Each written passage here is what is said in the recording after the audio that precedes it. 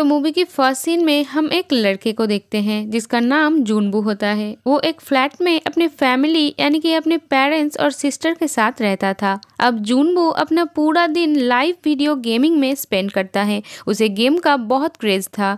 उस दिन जूनबू गेम में बिजी होता है और उसकी फैमिली घर में नहीं होता है। और हम देखते हैं कि न्यूज पर एक रिपोर्ट आती है कि सियोल सिटी में एक वायरस फैल गया है और लोग इस वायरस से इन्फेक्टेड होकर एक दूसरे को ही काट रहे हैं। और अब ये वायरस बहुत ज्यादा फैलने की वजह से गवर्नमेंट की कंट्रोल से भी बाहर हो गई है। अब जूनबू ये न्यूज सुनकर अपने बैल्कनी से बाहर देखता है और वो देखता है इन्फेक्टेड लोग बुरी तरह से एक दूसरे को काट रही है। अब ये सब कुछ देखकर जूनबू काफी घबरा जाता है और ये वायरस ज़ोंबी वायरस था और इस वायरस से इन्फेक्टेड होके लोग ज़ोंबीज बन रहे थे। अब जूनबू का एक नेबर जबरदस्ती उसका फ्लैट में घुस जाता है और वॉशरूम इस्तेमाल करने के लिए बोलता है और तभी न्यूज में ये कहता है कि लोग इन्फेक्टेड होकर कैनिबलिस्टिक नेचर शो करवाता है और उनकी स्किन बिल्कुल व्हाइट हो जाती है और आईज रेड हो जाती है और तभी उसका नेबर एक ज़ोंबी में कन्वर्ट हो जाता है और जूनबू उसे अपने फ्लैट से बाहर निकालने में कामयाब हो जाता है। अब जूनबू को उसका फैमिली का मैसेज भी आता है कि स्टे अलाइव और वो एक स्टिकी नोट पर अलाइव लिख के अपने पेरेंट्स की पिक्चर पे चिपका देता है और ये वो मोटिवेशन के लिए करता है। जूनबू खुद को फ्लैट के अंदर ही बंद कर लेता है, मेन डोर पर फ्रिज को एज ए बैरिकेड यूज करता है और हेल्प के लिए वो एक save note stay alive social media पर अपलोड कर देता है ताकि कोई उसकी पोस्ट को पढ़े और उसकी हेल्प करे। लेकिन कोई भी उसकी मदद करने के लिए नहीं आता क्योंकि जिस जगह पे जूनबू रहता था वो पूरा इलाका ज़ोंबीज की लपेट में आ गया था और ये सब कुछ जूनबू ने ड्रोन के जरिए पता लगाया था और अब उसकी फोन की बैटरी भी डेड हो गई थी। अब हम देखते हैं इन ज़ोंबीज की एक खास बात ये थी कि ये ज़ोंबी बनने के बावजूद भी अपने डेली रूटीन की सारी हैबिट्स याद रखते थे। जैसे अगर वो ऑफिस जाते थे तो वो ज़ोंबीज बनकर भी ऑफिस जा रहे थे। नेक्स्ट सीन में हम देखते हैं जूनबू को याद आता है कि वो रेडियो की मदद से हेल्प के लिए मैसेज भेज सकता है, लेकिन वो देखता है कि उसके घर में ऐसी कोई भी डिवाइस अवेलेबल नहीं था। जूनबू हर रोज मदद के लिए वीडियो बनाता था और इतने दिन घर में रहने से उसका सारी फूड सप्लाई के साथ साथ इंटरनेट भी नहीं रहता। अब रात को जूनबू एक पुलिस ऑफिसर को देखता है जो जान बचाने के लिए ज़ोंबीज से लड़ रही थी, लेकिन ज़ोंबीज उसे खाने के लिए साइड में ले जाती है और जूनबू उसका मदद करना चाहता था, इसलिए वो ज़ोंबीज का ध्यान भटकाने के लिए एक कांच की बोतल उसकी तरफ फेंकता है पर ज़ोंबीज उस ऑफिसर को मार डालता है। लेकिन इसी आवाज के वजह से एक ज़ोंबी जूनबू के घर के मेन गेट को खोलकर अंदर आ जाता है, लेकिन जूनबू बैल्कनी से लटक जाता है और उस ज़ोंबी को ऐसा दिखाता है कि वो नीचे कूद गया है और ज़ोंबी भी भागते हुए आता है और नीचे गिरकर उसकी मौत हो जाती है, लेकिन जूनबू बच जाता है। जूनबू देखता है घर में खाने के लिए कुछ भी नहीं बचा, सब कुछ खत्म हो गई है और अब वो ड्रिंक करके अपना गुजारा करता है। पहले तो जूनबू को अच्छा फील होता है, लेकिन उसे अब हैलुसिनेशन होता है कि उसकी फैमिली आ गया है और सब कुछ नॉर्मल हो गया है, लेकिन असल में ऐसा कुछ भी नहीं होता और वो जोर जोर से रोने लगता है।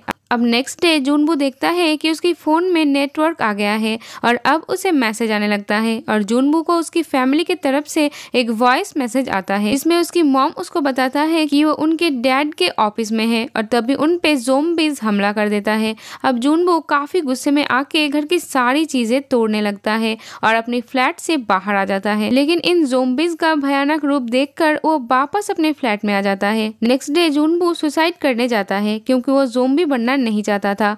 तभी कोई सामने से उसके तरफ लेजर लाइट मारता है और उसे पता चलता है कि उसके सामने वाले बिल्डिंग में कोई और सर्वाइवर भी है और उसका नाम किम ह्यूबिन था। अब वो दोनों सिग्नल्स के थ्रू बातें किया करते थे। ह्यूबिन एक बहादुर लड़की है। उसने अपने फ्लैट के गेट के आगे एक ट्रैप लगाया होता है और एक ज़ोंबी उस ट्रैप में फंस जाता है और ह्यूबिन उसे मार देती है। ह्यूबिन देखती है कि जूनबू काफी देर से भूखा है तो वो उसे खाना देने के लिए एक रस्सी को बांधकर उसके अपार्टमेंट में फेंकने की कोशिश करता है, लेकिन जिस बॉल के जरिए वो रस्सी को उस फ्लैट तक फेंक रही थी वो बॉल नीचे गिर जाती है और अब जूनबू अपना ड्रोन भेजता है और ड्रोन के जरिए दोनों के बीच एक रस्सी बांध देती है और ह्यूबिन खाना भेज देता है। अब जूनबू खाना खाने के बाद देखता है कि जिस बॉल में रस्सी बांधकर ह्यूबिन ने फेंकी थी उसको पकड़कर एक इन्फेक्टेड पर्सन जो एक फायर फाइटर था वो उस रस्सी के जरिए ऊपर चढ़ रहा होता है, क्योंकि ये ज़ोंबीज की नेचर में शामिल था कि वो अपनी किसी भी हैबिट को नहीं भूलते। वो ज़ोंबी उस बॉल को पकड़कर खींचता है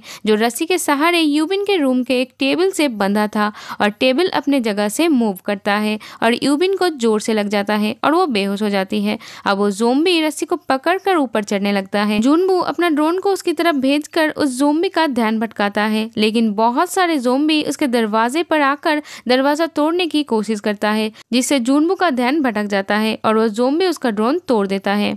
लेकिन तभी यूबिन को होश आ जाती है और वो उस ज़ोंबी का हाथ काट देती है और वो नीचे गिरकर मर जाता है। अब हम देखते हैं जुनबू डिसाइड करता है कि वो आसपास के फ्लैट में जाकर वहाँ पर खाना ढूंढेगा। वो एक ज़ोंबी के पास से चाबी लेता है और फ्लैट के अंदर चला जाता है और उसको लगता है कि शायद वो ज़ोंबी ही फ्लैट का ओनर है। उसको वहाँ खाने पीने के सामान के साथ साथ एयरफोन्स और माउंटेन हैकिंग के सामान भी मिलता है और फिर वो बेडरूम में जाता है। वहाँ पर एक लेडी को देखता है जो कि मर चुकी थी। तभी फ्लैट के ओनर ज़ोंबी आके जुनबू पर अटैक कर देता है, लेकिन जुनबू किसी तरह वहाँ से निकल जाता है। अब जुनबू खाना और वॉकी टॉकी यूबिन को भी भेजता है और दोनों वॉकी टॉकी के मदद से बातें करते रहते हैं। यूबिन बताती है कि उसे हाइट से बहुत ज्यादा डर लगता है।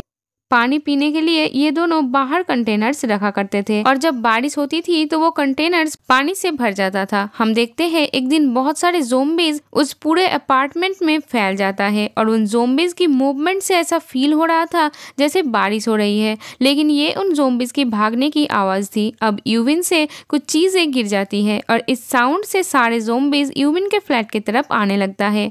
यूबिन को बचाने के लिए जुनबू उसके बगल वाले घर के लैंडलाइन नंबर पर फोन लगाकर सबका ध्यान भटका देता है और सभी ज़ोंबीज दूसरे घर के पास चले जाते हैं और अब दोनों डिसाइड करते हैं कि अगर वो दोनों इस एरिया में रहे वो दोनों ही मारे जाएंगे।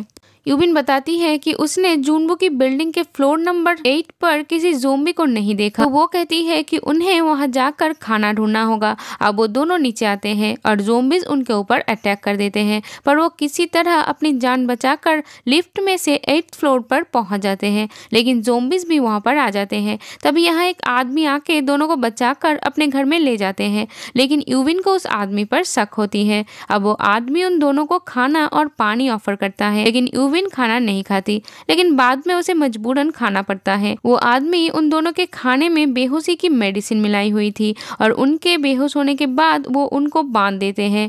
इस आदमी का वाइफ ज़ोंबी बन गया था। उसके लिए यूबिन को एज ए फूड लेकर जाता है और यूबिन को अपने ज़ोंबी वाइफ के रूम में फेंक देता है, लेकिन तभी जुनबू को होश आता है और वो उस आदमी को गन पॉइंट कर देता है, पर वो आदमी उसकी नहीं सुनता। पर यूबिन एक कपड़े से उस आदमी की वाइफ का फेस कवर कर देता है और उसी आदमी के ऊपर छोड़ देती है। अब वो औरत अपने हस्बैंड को ही काट लेती है और यूबिन को ना चाहते हुए भी उन्हें मारना पड़ता है। अब गोलियों के आवाज से सभी ज़ोंबीज उस फ्लैट की तरफ ही बढ़ता है और यूबिन जुनबू को उसे शूट करने के लिए कहती है, पर तभी उन्हें हेलीकॉप्टर की आवाज आती है। वो दोनों ज़ोंबीज का काफी मुकाबला करते हुए बिल्डिंग के छत पर आ जाती है, लेकिन अफसोस कि वहां पर उन्हें कोई भी हेलीकॉप्टर नजर नहीं आता। वो कुछ बची कुची गोलियों से ज़ोंबीज को शूट करते हैं और तभी हम देखते हैं वहाँ पर हेलीकॉप्टर आ जाता है और ज़ोंबीज को शूट करते हुए दोनों को बचाकर ले जाते हैं। जब हेलीकॉप्टर इस एरिया से बाहर निकलता है तभी नेटवर्क और इंटरनेट सर्विस एक्टिव हो जाती है। दोनों अपने फ्रेंड्स के मैसेज और कॉल देखकर खुश हो जाते हैं। अब मूवी के एंड में हम देखते हैं किस तरह से सोशल मीडिया के जरिए रेस्क्यू टीम यहाँ तक पहुंची थी, क्योंकि मूवी की फर्स्ट सीन में हमने देखा था कि जुनबू ने एक पोस्ट पर स्टे अलाइव लिखकर अपनी लोकेशन बताई थी और यही चीज इन दोनों को मदद करती है और ये मूवी यहीं पर खत्म हो जाती है। Thank you for watching. Bye bye.